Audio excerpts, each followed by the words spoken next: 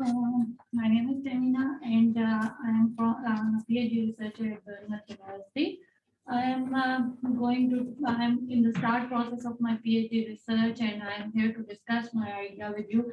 And thanks to Graham and Eva that they have given me the chance to share my idea so that you people can give me a strong feedback on what I can do and what's better for me. And as the Graham said, I can be back in the next year with your suggestions implemented in the way I can.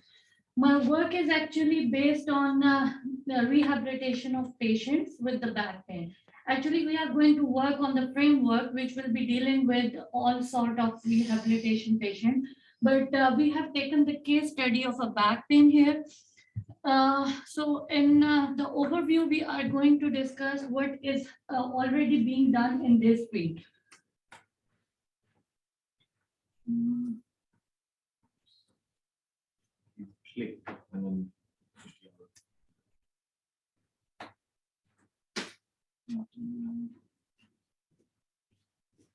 that's okay.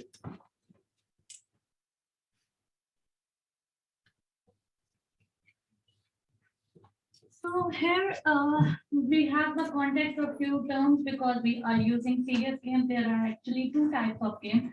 One games are of entertainment purpose and the others are serious games because the serious games got another additional goal with them too, and that is that we have to give educate learning or we have to use them in the health giving process.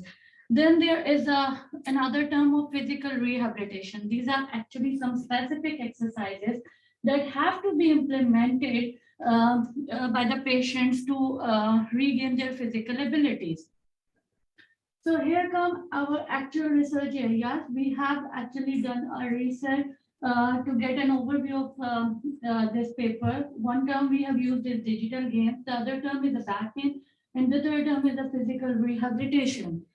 After using these three terms, we have to come to the middle point that we have taken the papers from 2018 to 2021 because it is sort of a survey paper, and we got 106 papers because we have used different databases to get our information, and out of those 106 papers, they were because they were of from the petal parts too.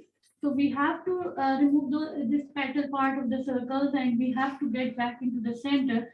So we have removed all the papers that got repeated titles or they were unrelated papers. So after removing all these papers, we were just left with 16 papers. Now we have come to the important point that what were the important considerations, what we have to take in mind whenever we are designing any sort of a serious game or for physical rehabilitation. First one is the targeted body parts.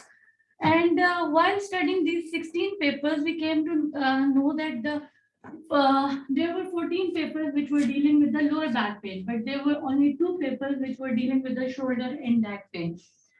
After that, the next query was age range. So we have discussed the age range with rheumatologists and physiotherapists too. But while considering these papers, they have also mentioned that the age range is between 18 to 65. Four papers have not mentioned that what is the age range, and then one paper is totally about 12 to 24, and one is about 40. After moving to another thing, which is the input method, because these different 16 papers have used different sort of input method, and there were no single one which were using the same till they were from the same author and they were doing the same research. So gyroscope sensor, accelerometer, motion tracking sensors, Connect, Oculus, Velodo motion system. These are the few examples of what input method they have used. After that, we come to the game type because there were different game types that have been used in rehabilitation games that are rabbit run, page flying, coin collection. But when we come to the body part movement they have done, mostly was based on the trunk flexion, forward or backward movement. Four paper have not given information that what specific part actually they were working on, and But when we move to the aesthetic, because we were talking about the game type before that. So papers have just mentioned that they have given the challenging type of a game environment. One paper have mentioned that they have used Unreal Engine to make it closer to life. But 13 paper does not provide any sort of a data that what sort of engine they have used or how they have created the game, or is it a basic 2D level game, or is it more actually real closer to life game. Then in the hardware and the software used for these game development, they have not provided too much data about that what sort of a software they have used. You have just given that they have used Unreal or Unity, but in a detail there was nothing mentioned about it.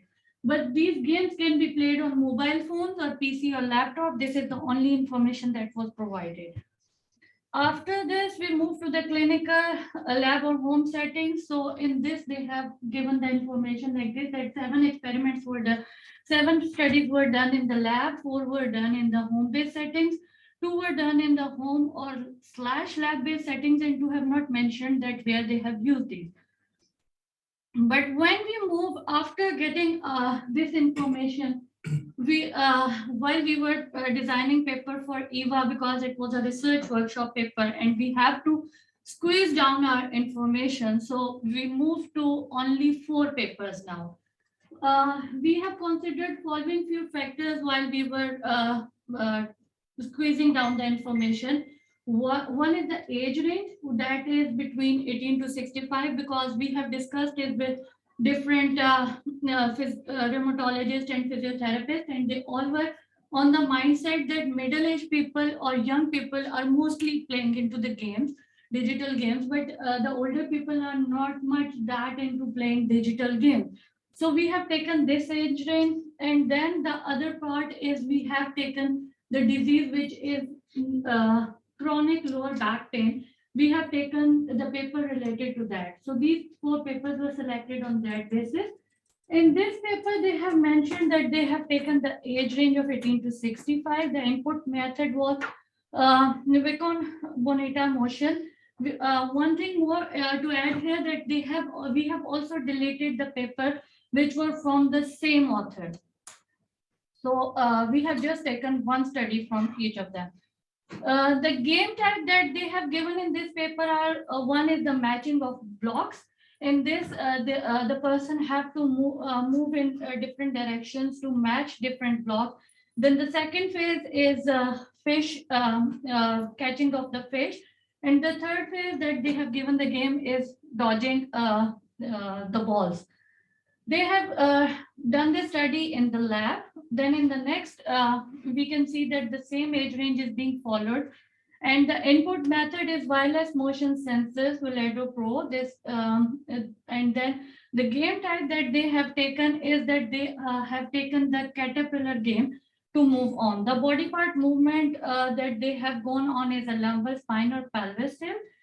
Settings are again the clinical one. In the third game, this is a soccer ball game. They have used Connect for this study. The age range is exactly 40. The lumboscal movement is being done, and the settings are not shown that they have done this, used it in the lab or in the home-based setting or lab-based setting. It was not mentioned.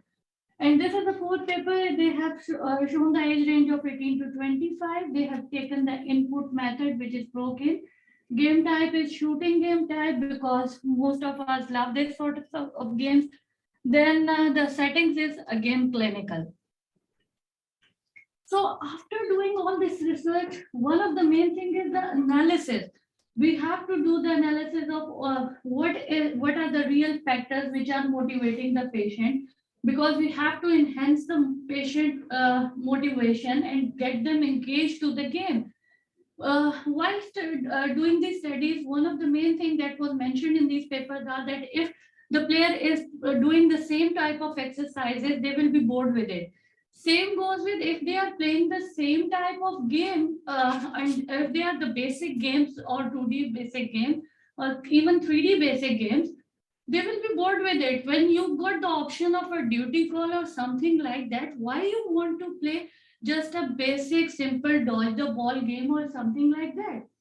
So what we have to do now, we have to go for this uh, something bit more motivating. So in the discussion and conclusion section, we have reached to the conclusion that there is a famous saying by Jasper that perhaps fantasy offer imaginative escapism more than other genres. So we have studied the MDA framework, and on the basis of MDA framework, they have given us the information that fantasy is one of your own imagination, person's own imagination. So we can use the escapism and fantasy here to derive game aesthetic and gameplay. We can give patients a more better way to get motivated to do the exercises while keeping their self involved in the games, so that they don't feel that they are doing repetitive exercises. So what is now the future work that we have reached here? Uh, we have to, in the start Venn diagram, you have seen that there were three themes. Now we have added the five themes, escapism and fantasy are added, and we have to reach this middle point to get the answer that will this study be successful or not, because the escapism and fantasy part is already being start adding in the serious games for education. Kids are being given this you can say opportunity that they can get fantasy for their serious game. So we can add this in our rehabilitation games too. These are all the references that I have taken. Thank you for, I'm open to question answer, but if there is any query or you want to discuss anything, you can also contact me here. Thank you.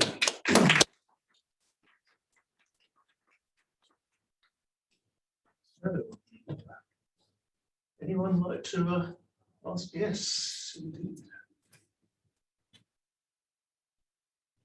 Thank you for the talk. For me, games are the source of my back pain, so this was a very insightful. Yeah, I would just a suggestion to look into. There are already games that make you do repetitive actions and come back to them day after day. They're called hyper casual games, which usually do this to grab your money. So I'd say it would be a good thing to explore the tactics that they use, because they usually are not very flashy in terms of like high fidelity graphics or anything like that. It's just adding like little animations or adding like a streak bar or something like that, that like a calendar that says, oh, you're on a 10-day streak or something like that. Like little psychological tricks that trick people into coming back, sort of addictive games, but in a good way, I guess, in this case. So yeah, I would explore that direction. Thank you so much for your suggestion. And in fact, coming back to your point that you got the back pain, because our younger generation is always sitting and playing games. So we are trying to get them involved back into game, and we want to get them back into their real shapes with the help of that. John, yeah, thanks for that. Sort of on a slightly similar tact, I was kind of thinking whether there would be a way to develop games like this, maybe by either working with sort of games companies or creating mods for any sort of existing games, as a way that you sort of already have a game there and you sort of change the way you interact with it. Because it reminded me of there used to be a kind of like gun shooting game called House of the Dead, and they did a typing of the Dead version, which was aimed to be sort of kind of educational, sort of teaching you how to type. It was the same game, but they sort of adapt the interface. So it was just sort of a thought there. But I also have I have a friend who had like hand injuries from sort of playing using computer a lot and sort of having you know, lots of games and things. So there could be a lot of interest in maybe finding different ways to play existing games, maybe by looking at sort of the interface and allowing you to interface with games in a different way that you normally would, basically. Just some thoughts, really. Yeah, thank you so much for the suggestion. I was interested by the you suggesting fantasy games as being, almost like a rich, genre to push these towards. Sort of interested in hearing more about that. In particular, I just think, well, I'm not a huge gamer, so I guess this may be kind of slightly naively. But I guess I was thinking like the Wii and where lots of things with sports games with people like, sort of like doing lots of actions and things. And is what I've seen of most of fantasy games often tend to be more like problem solving, which maybe has almost like a limited sort of like once you work your way through all the problems, you're done with the game, rather than those sorts of Wii sports games where there's always a challenge there because you're always just trying to better your score. You're always trying to competing with someone else and something like that. So they're much more open-ended, not just like, go through certain problems and then, well, I've completed it, got to the end. So I just was wondering what sort of fantasy game you were thinking of, which maybe was less problem-solving closer. Yeah, actually, we are in the process of development that phase because it's just starting our research, and we are now in the process that on what direction it should go. Now I am actually working more on towards the fantasy side, and hopefully by the next year I will be able to reply your this question that what side of the fantasy we are going, and what sort of a game we will be creating. Okay. At this moment, I'm sorry, but I'm not able to answer your this question. That's why it's called work in progress. Any other questions? Pass the mic to everyone. Okay.